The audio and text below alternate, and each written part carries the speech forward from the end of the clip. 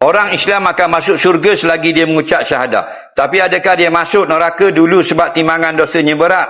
Kalau pahala dia berat, adakah dia masuk syurga terus walaupun dosanya ada kurang? Baik. Dia kata begini, kalau orang Islam itu ditimbang, dosanya 900 kilo. Okey? 900 kilo. Pahalanya 1000 kilo. Adakah yang pahala 1000 kilo terus masuk syurga? Tidak akan masuk neraka dulu sebab dia ada dosa 900 kilo. Jawab kata ulama, tak.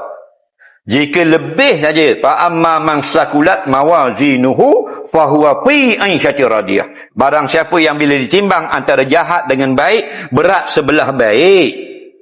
Taprek jawabnya terus masuk syurga.